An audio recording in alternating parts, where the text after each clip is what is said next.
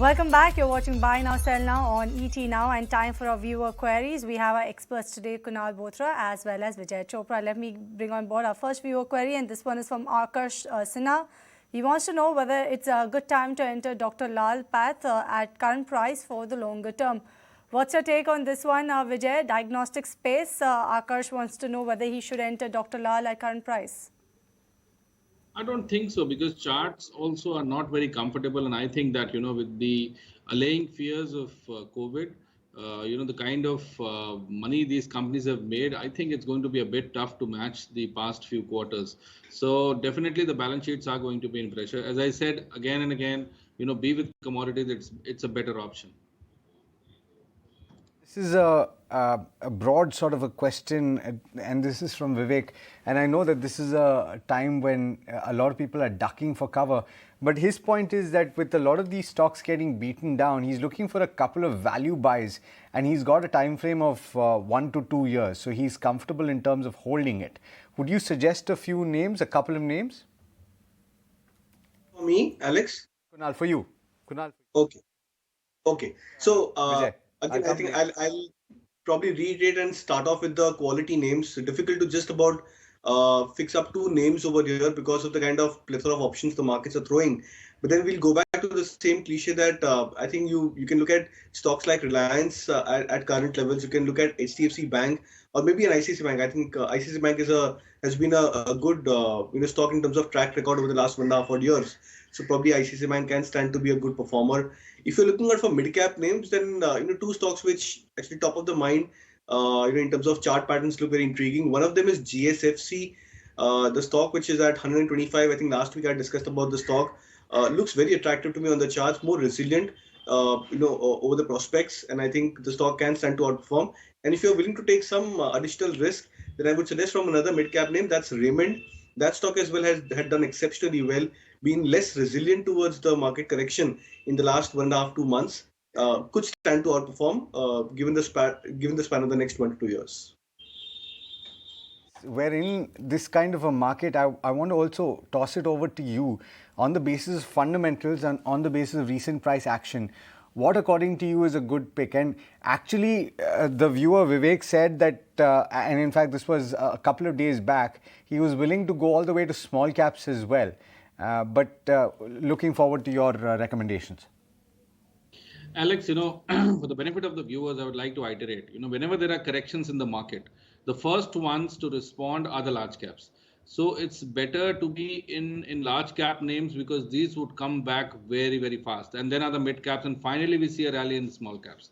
So no point of getting into small caps as of now. But yes, there are a lot of opportunities in the large cap space as well. So I think that large cap IT, look at Tech Mahindra, HCL Tech, companies like Persistent, Cyient, mid cap IT names.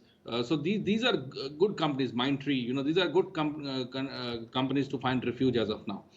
Other area which I think are metals. I think that companies like NMDC, Hindustan Copper, Hindustan Zinc, even Tata Steel, these are terribly, terribly undervalued companies. They are trading at at a price to earning of 4 to 5. Jindal Steel and Power, Godavari Power, and Sarda Energy. These are mid cap and large cap names which I think should do well when the market bounces back, because I am seeing a rally for metals, for at least for another year or so. So commodities should do well. Then I think the sugar space, as I mentioned, that sugar space should be in the center of discussions, because we are going to see a policy coming soon on flexi fuel. So sugar companies produce ethanol, and ethanol is blended into petrol and diesel. So sugar companies should do well with at least 6 months to 1 year perspective, because crude has been boiling. Unless we see crude coming down below 100 or even 90 levels, the requirement for blending would keep on increasing. And look at countries like Brazil, where the blending is from 50 to 80% in fuel. So practically there is no shock Brazil has felt as far as the crude is concerned. So I think that better to be in IT and commodity names. This would be a great refuge in such times of confusion where really people don't know, even quality names crack. So better to be in IT and commodities, as I said earlier. That's a wise suggestion coming in from Vijay for where you can look at opportunities in this sort of a market condition. Let me take this query from Harish, and this one is for you, Kunal. He wants to buy a fresh in IndusInd Bank at current market price, but he wants to know the technicals of IndusInd Bank. Do you think it's advisable for him to look at it at current market price right now? One thing is there that IndusInd Bank is now at a good support point for itself. So when I look at the charts, I think 820 approximately is a very good support zone for the stock in the last 4-5 months. So possibly the stock can hold on to this 820 mark. You can expect a decent bounce back on IndusInd Bank. But then the question is that whether IndusInd Bank can be the top performing private sector banks. We've seen that IndusInd Bank had been an underperformer in the last 5 quarters of this big market rally for itself as compared to large cap peers like ICICI Bank or even in SBI in terms of the PSU banking names. So I would suggest that if you're looking to go into high beta names, then probably look at IndusInd Bank or maybe even an Axis Bank, which could be far more stable stock. But then if you're looking at more stability, more consistent returns, and probably trying to shield your portfolio from market correction, then look out for ICICI Bank or SBI. The next question is coming in from Dikshita, and this is an interesting question. On the basis of fundamentals, Vijay, if you were to compare between Indian Hotels and Lemon Tree Hotel, which one would you choose? Which stock would you choose? Indian Hotels, because the kind of backing, the kind of management Indian Hotels has. So it is the entire Tata Group backing it. Now, when we talk about a Tata Group, they have an airline, they have a hotel chain, and it's an integrated kind of a group. So I think the kind of hotels Tata has, they have definitely an edge. Secondly, Lemon Tree. Lemon Tree is primarily in the in the sub luxury segment. So most of the hotels are generally 2 to 3 star hotels. And yes, for business travelers, when there is high inflation and prices pinch, Lemon Tree can benefit. But again, I think that hotel business generally is a very high opex and a high capex business. So I would say that better to be with a brand which has the ability to take shocks. So Indian Hotels is any day a better option than Lemon Tree. And if somebody wants to buy Indian Hotels, I would recommend that once this mayhem stops, so they can definitely try biting into the stock. I would recommend that anything around 170 is a good time to enter. All right, this one is from Kati Ravan, and he is saying, what would be the short-term outlook on private banks like Axis Bank? He's looking to buy for the shorter term. We did speak about IndusInd Bank just short while, Kunal. What's your take on private banks as a whole? Do you think it's a safer bet versus PSUs? As of now, should you stay away from the banking sector as a whole? The markets are correcting into a corrective phase, so it's but natural that the high beta stocks in the sectors would also go through a correction. Again, very difficult to anticipate that when the bottom would happen for the markets because of the too much dependence on news flow surrounding. But then when I look at the charts, as I said earlier, that many of the stocks have come back into deep oversold territories, and I'm talking of large cap names, Axis Bank being one of the stock. The RSI, for example, for Axis Bank has come back to oversold territories. The stock is just about nudging below the 2 sigma Bollinger Bands. On the charts, the put call ratio, as I said, for many of the banking stocks have come back into oversold territory. So purely on that aspect, I would be of the belief that it's a good time to try and nibble into these stocks. If you're looking to buy, for example, say a value worth 100, then I think it's good investing for at least 40 to 50% of your expected quantity at current levels. And in case if the market gets into a further corrective phase and these stocks correct further, you can look to average it out further. This question coming in is from Satya, and he's asking about BSE. Kunal, is this a good time to buy the stock? Would you suggest, based on the technicals, what levels would you look at right now? Well, it's interesting because BSE has been it's not been an underperformer. In fact, in the last 4-5 months, the stock has remained more stagnant in a trading range. 1800 as a support, 2250, 2300 as a resistance for the stock. So, in the comparison for the last 3-4 months, I would say that probably BSE could be a good stock where you can look to buy or add on to your portfolio. 1800 could be the next level of support. So, in case if the stock corrects, say 10% approximately from current levels, it could land up closer to 1800 mark. That could be a good zone where you can look to average it out further. Okay, this one's from Kaji De Cruz, and he's saying that he's buying MFs in both small, flexi cap, mid caps quite aggressively on back of dips instead of a single stock.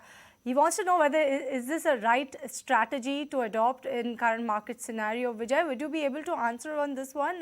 Do you think is the right strategy rather than looking at a single stock, look at mutual funds, be it small, flexi or mid caps? Well, I have my views on banking. If at all you allow me, I would take 1 minute and just pass on my views to the viewers. Absolutely, go ahead, Vijay.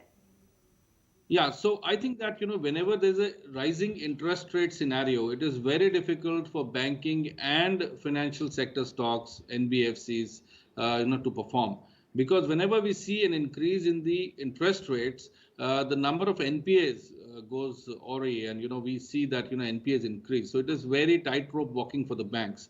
So in general, what historically we have seen is that banks do not perform well in a rising interest rate scenario. So I think that one should avoid even large cap names like HDFC Bank has been battered because there was such a huge FII holding. So the best respected names are not being respected here since last few months. So I think that let this storm pass away, and probably then we can look into banking and financials. So as of now, my call, good safe havens. Secondly, coming back to accumulating mutual funds and investing in mutual funds, small cap mutual funds, as somebody is asking. So I would recommend that be with the large caps, because whenever we see major corrections, from a top of 18,600, we have touched 15,800 today. So a crack of 3,000 points on Nifty. So I think that the large cap names would come back faster than the mid cap and the small cap names.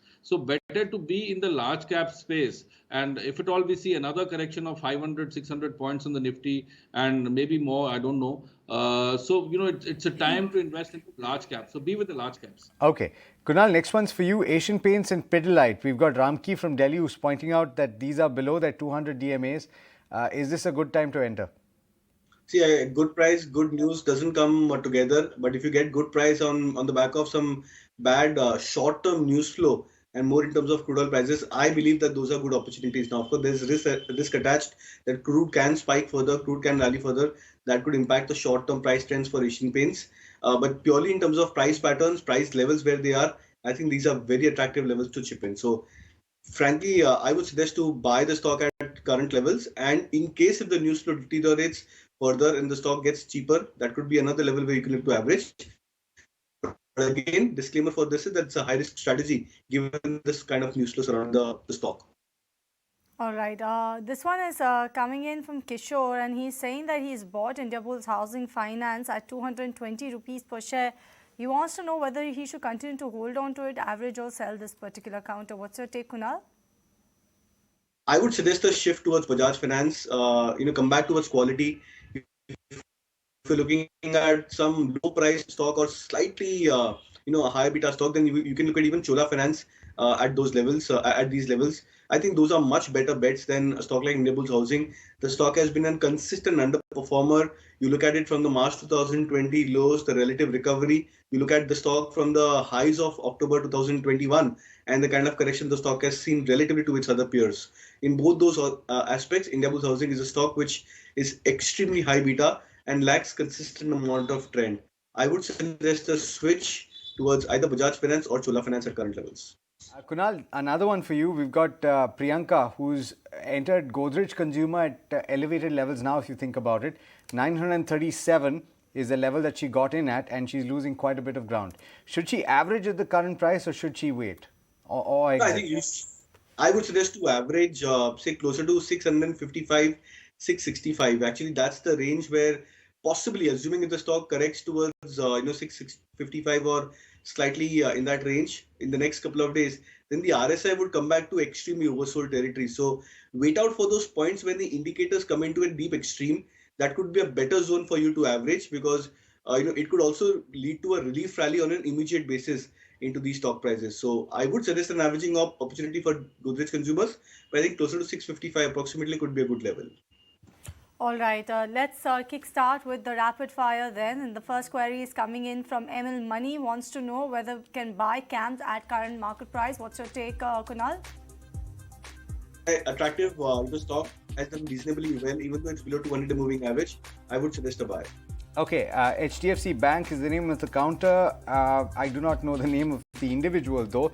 Can it be averaged at this point? It was bought at 1,373. This one's for you, Vijay. I would recommend wait because I see further crack in banking and financials. All right, this one is from Soumitra and wants to know what exactly is happening in the AMC stocks. Can you look at any of these particular counters for the longer term? What's your take, Kunal? From the AMC pack, I would recommend and avoid at this point of time. Let these stocks rally by at least 10 to 15% from their current lows. That could be a better level to buy this stock. What about MCX and CDSL? Do you have a view, Kunal? Would you suggest it's a good time to buy these stocks? For MCX, I would suggest an avoid. It's a very, very high beta name. CDSL has far more durable kind of trends, and the stock has performed performed exceptionally well in the last year. So, if you are looking to buy, I would suggest CDSL at current levels. All right, one of our viewers has asked about persistent systems. No doubt you spoke at length about this one, Vijay, but do you think you can buy at current market price? Absolutely, Cheryl. I think that one can get into persistent. I see a target of 4,800 to 5,000 coming. Vijay, ITC, a lot of people have expressed their views on this counter. Bought at levels of 205. The name of the investor is Munis. He's asking whether he can hold on and buy more.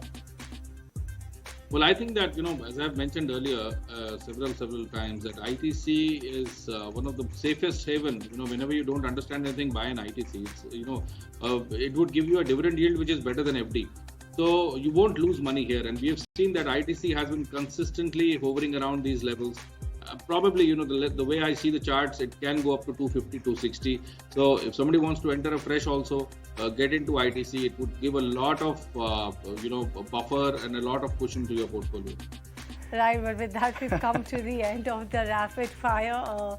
Nevertheless, thank you so much, Kunal, as well as Vijay, for joining us on the show, giving us a take on the markets, bets that investors or viewers can take safely at this juncture, as well as resolving the viewer queries. But on that note, we are totally, I beg your pardon, we are out of time on query segment, but we'll take a break on this edition of Buy Now, Sell Now. Stay tuned, more on the other side. Don't go anywhere.